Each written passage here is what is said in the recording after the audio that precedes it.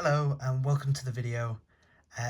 This video is going to be slightly different, the more of a discussion over the different variations of Dracotail that I've been trying out. I recently took this to the OTS that happened today.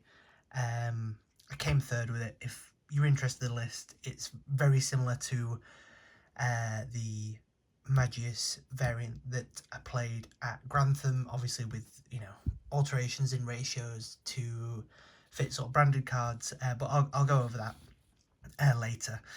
It's mainly to discuss the differences between these, and sort of coming to terms with which one may be better. Obviously, branded has seen a lot more competitive success recently, with Anaheim, and obviously it's been the deck that most people have been going towards, but I think it's important to try out the different variants and come to the conclusion yourself on which one you prefer in this format.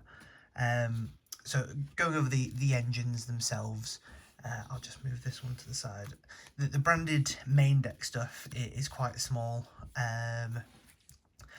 and I mean it's not as searchable or consistent as the Crowley stuff from what I've felt. Obviously the branded fusion is a very powerful card. It doesn't require any other cards in hand. It actually plays with itself, unlike anything else in the Dracotail engine. So main deck wise, it doesn't take up very much.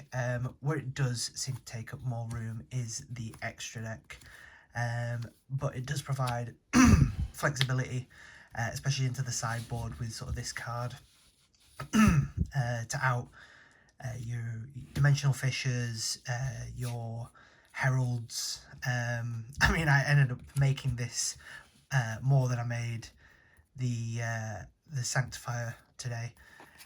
It just it does provide some flexibility, but it's just not as consistent on seeing it.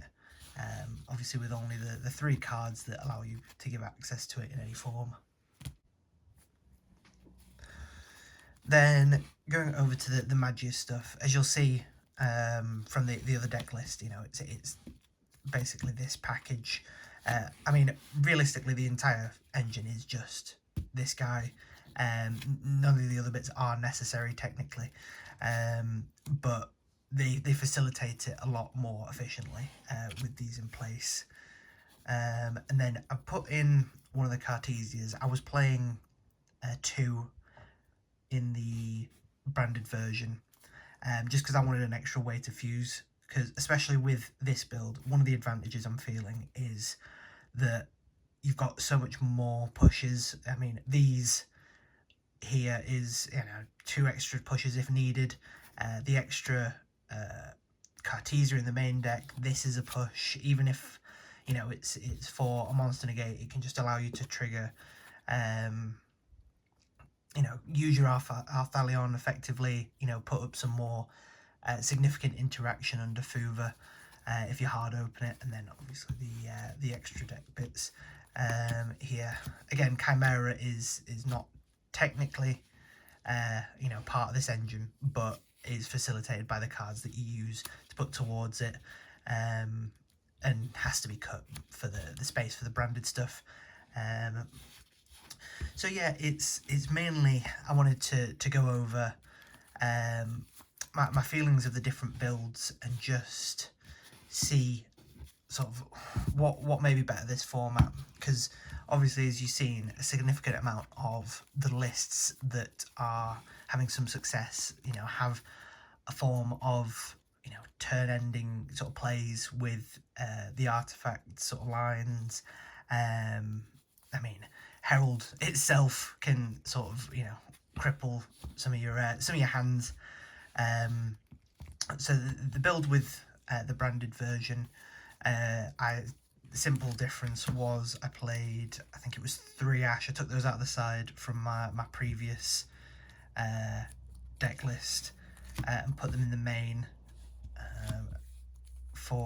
So it was 3 Ash and a Magnum, obviously synergizing a bit better with this variant, just because you've got a lot more synergy with the dragons, and then that's 41. I'd loved it to be 40. I don't know. I've got some kind of problem going on with keeping it to 41. But because I was also maining the third trap in this version. So again, it felt less impactful being on 41 because I was seeing those cards less often, even if it is very minor. But yeah, I wanted to kind of just see your guys' thoughts on which variation you prefer, because I felt like this hand was opening up, this variant was opening up more suboptimal plays. Outside of obviously when you open up Branded Fusion, you know, that's great, but the polys allowing you to, you know, push through any form of, you know, Ash on the Rahu or the Ketu, obviously, but then, you know, the draws are coming back into the main, which is, you know, I've played draws in the main again, so I stand by it. I think they're great, and it's not like your end board is slightly affected by draws, but most of the time your opponent's affected more by it, so you don't really care. So this engine here, especially the patchwork engine, does lose to the draws a bit more.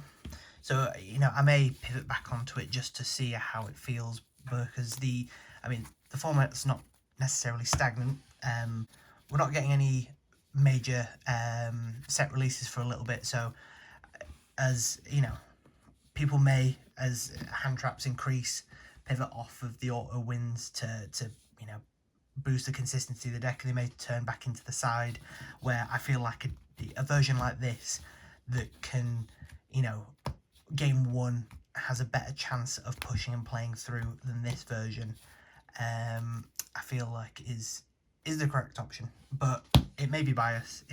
You know, it's hard to tell. I will quickly go over the side deck for the branded version that I played. It was very similar to sort of the sides that you saw at Anaheim. Some slight variations, but nothing I think that's crazy.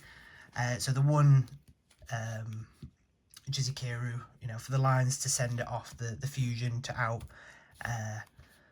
The Liger, I did go against this version in round 4, so shout out to Jamie. And I put this in just as an out to, you know, the lock. Then the Fenris, again, they were great. I felt like the Fenris were nice, just for going first, counting the contact, not the contact C, so the retaliating C. Phantasmes, I don't know if anyone else has felt this, but I felt like 3 was definitely not necessary. I felt like it could have dropped it down to 2. There's just not as much pure Yummy about. If they start with the Mitsurugi stuff and they have to pivot into the Yummy, it's just, you know, it's just not as good of a card. You know, you're digging for cards that's almost a bit too late because they've established the Mitsurugi stuff already. So I think I'd probably cut this down to 2 in place for possibly a third bell. Again, I don't know if I should have mained this today. I don't know how much it would have come up, but it's something to consider. The Perulias never came in, but again, like I said, you know, Crystron's peaked up again a little bit. Interest with Kamal winning the YCS, so I wanted something for any sort of K9 variant or just Rogue. And the 2 Saranirs were brilliant. I really like the Saranirs. You know, just being able to bin the Magnamut and add it back came up a couple of times. It's just a brilliant sort of resource engine. This is supposed to be the second version of this, but I only have one. I thought I had some more in my bulk, but I didn't, so I just played these 2. I mean, it did technically came up because I drew both, and obviously this is a hard once, but it was a nice discard during the branded combo, and I got to reset it. So But yeah, there is obviously the other alternative is a more pure variant, where you just play an absorbent amount of hand traps. So you end up cutting like these three for another play set of hand traps, bumping it up to, I think that'll be 12, obviously not including the 5 menas. And then you just, hope you can get your opponent down to a resource game, and you play more sort of utility stuff in the extra, possibly still playing this 2 out. Certain cards if you get the opportunity to do so. But yeah, that's mainly it. I'm wanting to sort of decide on a list. I do have another regional coming up on the 25th, so it'll be interesting to see which variant I decide upon beforehand. But yeah, if you've got any thoughts or you want to see the branded list, I'm happy to make a profile for that as well.